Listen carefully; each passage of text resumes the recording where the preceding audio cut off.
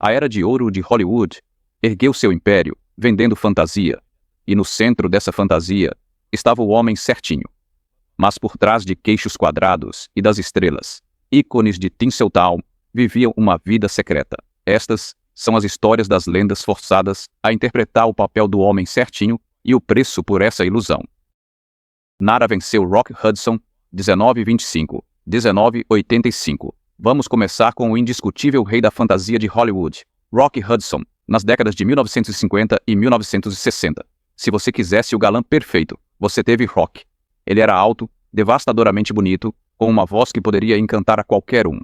Seus papéis em comédias românticas como Pillow Talk e Lover, Come Back, ao lado de Doris Day, não apenas o tornaram uma estrela. Eles o tornaram a imagem do homem americano heterossexual ideal na tela. Era o solteiro sagaz que toda mulher queria, e todo homem queria ser. Os estúdios o apresentaram bem e o venderam ao mundo. Fora das telas, a realidade era outra.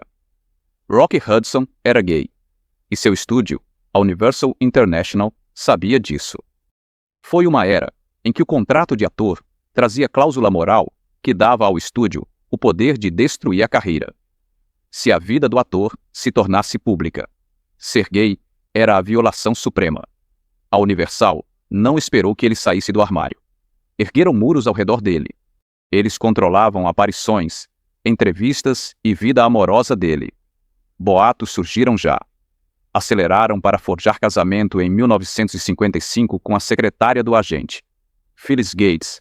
Casamento por conveniência, trato para criar a história heterossexual perfeita.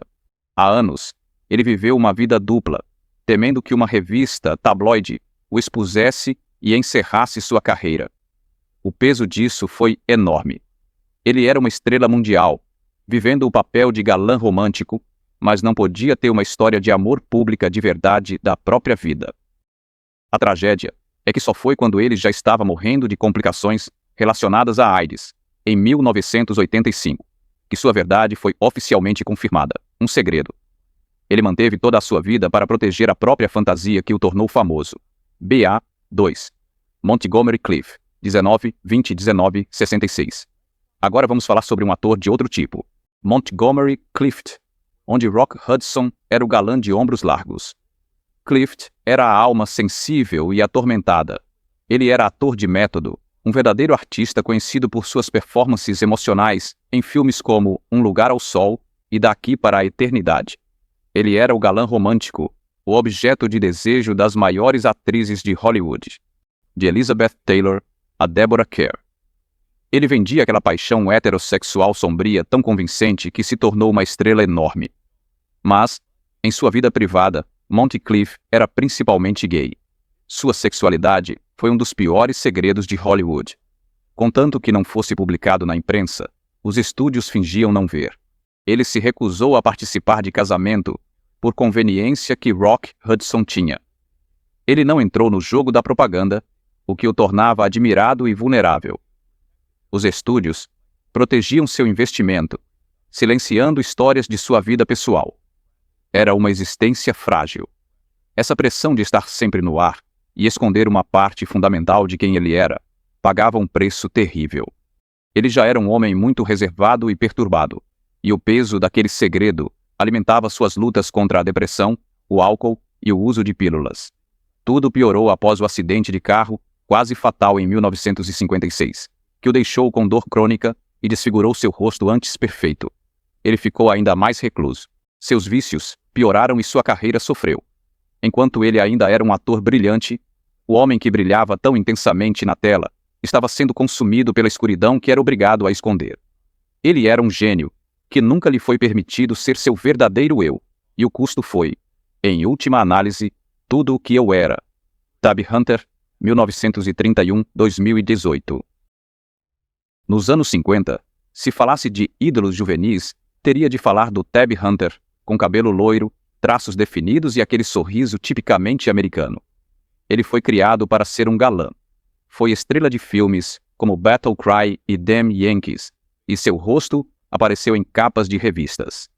Era o garoto da porta ao lado, o herói atlético, o namorado perfeito para milhões de meninas que o adoravam.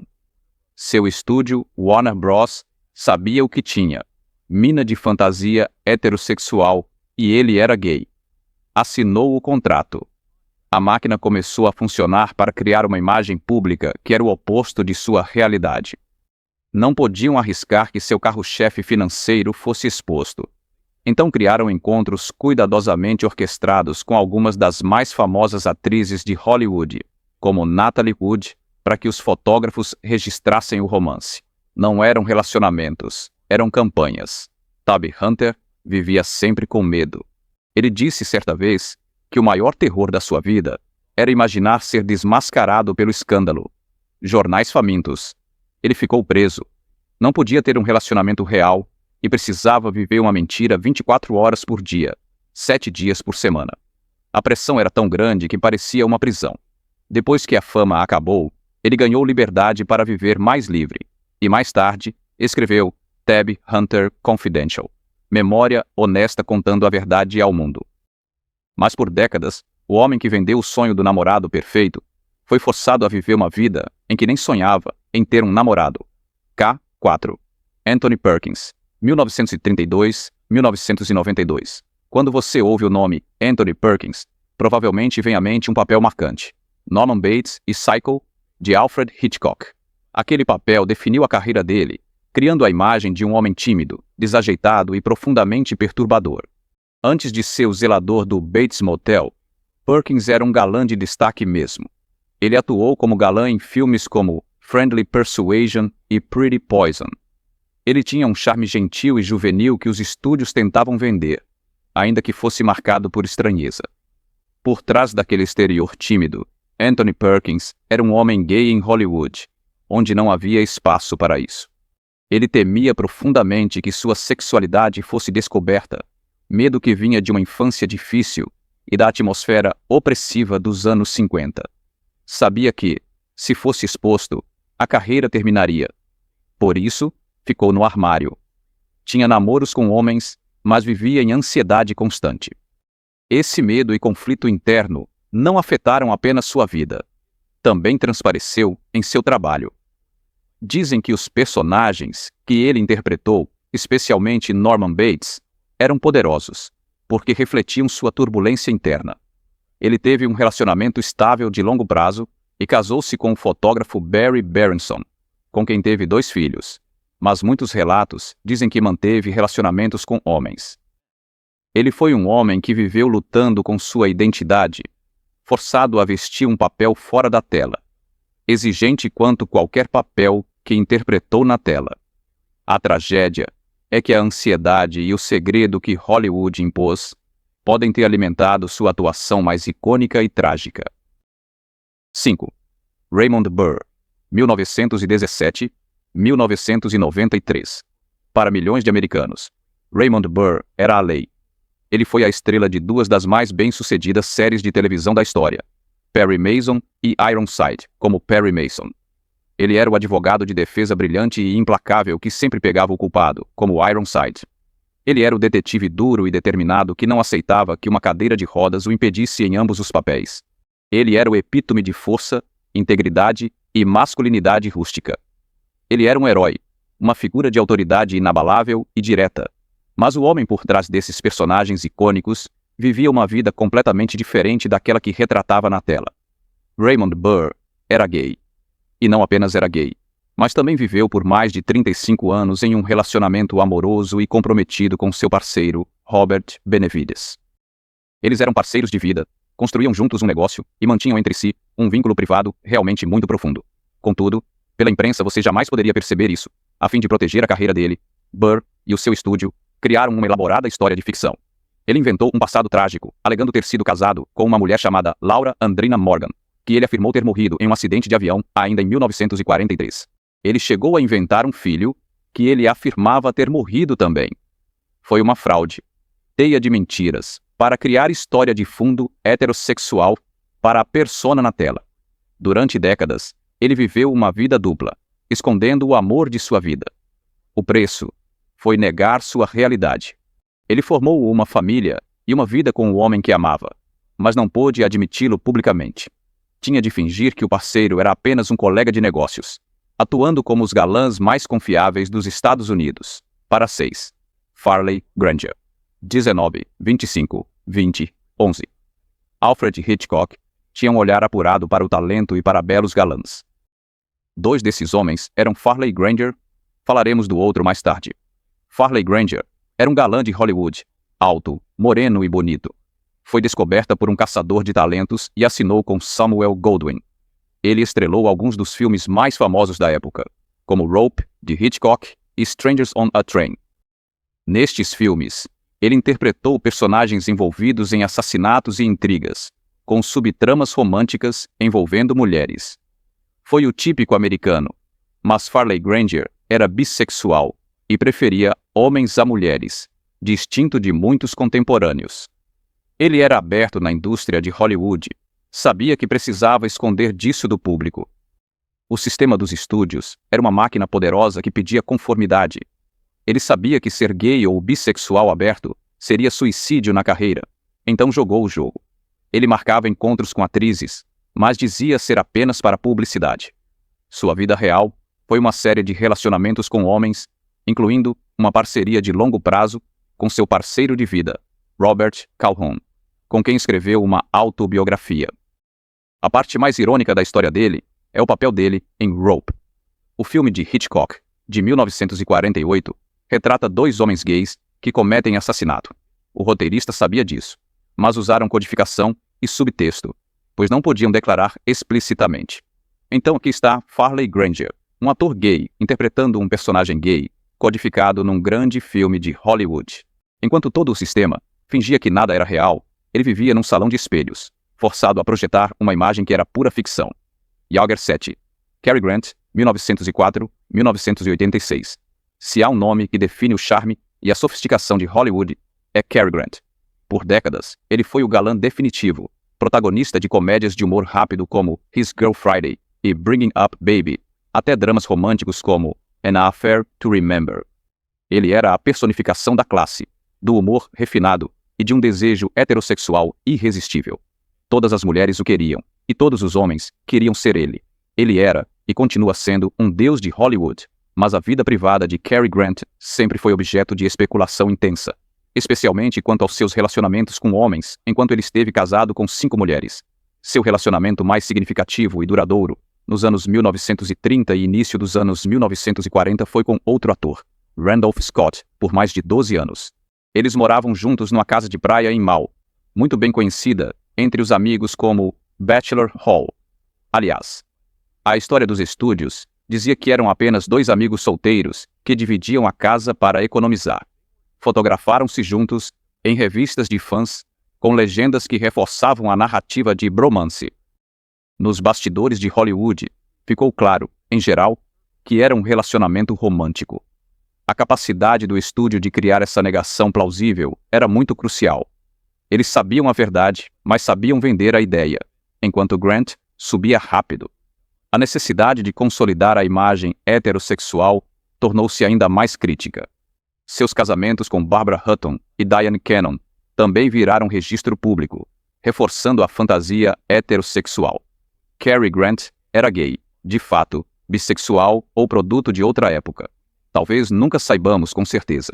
Mas a história mostra como a indústria transforma até o segredo evidente em mitologia, vendendo ao mundo uma fantasia. Isso foi, no mínimo, apenas a metade da história. Os 8. James Dean, 1931-1955. E por fim, chegamos ao símbolo supremo da rebeldia juvenil. James Dean, em uma carreira tragicamente curta, criou uma imagem icônica do anti-herói melancólico e incompreendido em filmes como Rebel Without a Cause e East of Eden. Ele era o rapaz sensível e conturbado de quem todos podiam se identificar. Ele era o epítome do descolado, um símbolo da vulnerabilidade masculina que o público, especialmente os jovens, achava irresistível. Ele era uma lenda, e sua imagem ainda é icônica hoje. Mas como tantos de seus pares, a sexualidade de James Dean era complexa, e não era o que parecia na tela. Embora tenha tido relacionamentos de alto perfil com mulheres como Pierre Angeli, é amplamente documentado por biógrafos e por pessoas que o conheceram que ele também teve relacionamentos com homens. Ele fazia parte do cenário boêmio de Nova York, fora de Hollywood. onde foi orientado por figuras gays como o diretor Alia Casa e o ator Rogers Brackett. Ao chegar a Hollywood, conheceu as regras para tornar-se a estrela que será. Encaixar-se no molde. A imagem pública era gerida pela Warner Bros. Para parecer heterossexual rebelde, galã. A química dele na tela, com atrizes como Natalie Wood, foi romance genuíno entre estrelas de cinema. A tragédia de James Dean é que nunca saberemos quem ele poderia ter sido. Morreu num acidente de carro aos 24 anos. No começo da fama dele, sua história ficou congelada no tempo, como o rebelde definitivo, mas por trás do mito era bem mais complexo. Viver uma vida que não cabia nos rótulos simples que Hollywood impunha obrigou-o a iniciar o processo de esconder seu verdadeiro eu, um processo que foi interrompido prematuramente, deixando-nos para sempre perguntar quem era o homem por trás do ícone. 9. Ramon Navarro, 1899-1968. Navarro foi um dos maiores astros do cinema mudo do mundo, um autêntico símbolo sexual conhecido como o Latin Lover. Ele era promovido como um galã bem famoso, ousado e romântico, em filmes como Ben-Hur, A Tale of the Christ e O Príncipe Estudante em Old Heidelberg. Sua imagem era de desejo heterossexual. Navarro era gay. O estúdio MGM sabia disso. Eles tomaram grandes medidas para encobrir sua vida privada, organizando casamentos de fachada e relações públicas com mulheres para proteger sua imagem. Ao contrário de alguns que jogaram, Navarro era mais aberto em seu círculo privado. Depois que sua fama de estrela sumiu com a chegada do som, ele se recusou a pagar a uma gangue de chantagem. Essa decisão o levou ao assassinato em 1968, fim que mostra os perigos vividos por homens homossexuais daquela época. Sal Mineo foi um ídolo adolescente que ganhou notoriedade ao interpretar o amor problemático, Plato Crawford, em Juventude Rebelde, de 1955. Seu personagem era intenso, quase reverente. A devoção ao personagem de James Dean ressoou com o público. Ele foi estereotipado como um jovem sensível, frequentemente angustiado, e recebeu uma indicação ao Oscar pelo papel. Ele foi promovido como um jovem sombrio e desejável para uma enorme base de fãs adolescentes. Mineo era gay, mas nunca o revelou publicamente no auge. Ele era aberto sobre isso em Hollywood. À medida que envelheceu e tentou ir para papéis mais adultos, sua carreira parou. Muitos acham que recusar ficar no armário ou fingir interesse por mulheres para propaganda reduziu as ofertas.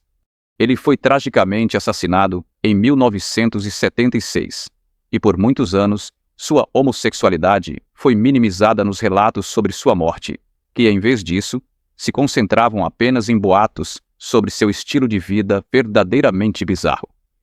Power foi um dos maiores galãs da Fox do século XX, o epítome do herói audacioso de capa e espada. Com seu olhar marcante e charme, ele estrelou em aventuras românticas como A Marca de Zorro, de 1940, e em dramas românticos como Sangue e Areia, de 1941, em pleno auge. Power era bissexual e tinha relacionamentos documentados com homens, incluindo o famoso ator César Romero. O sistema de estúdios, porém, moldava com rigor a sua imagem pública.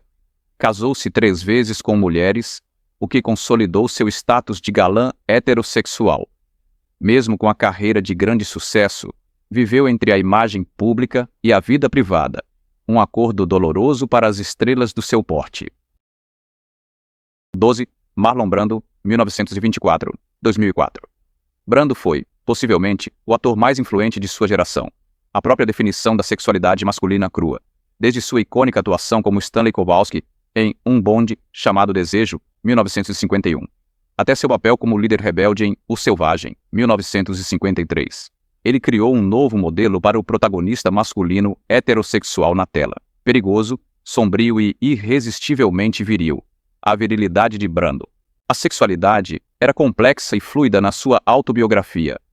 Ele admitiu abertamente ter tido experiências homossexuais, enquanto seu poder e fama davam liberdade que atores não tinham. Ele era produto de seu tempo. Ele nunca assumiu ser gay ou bissexual.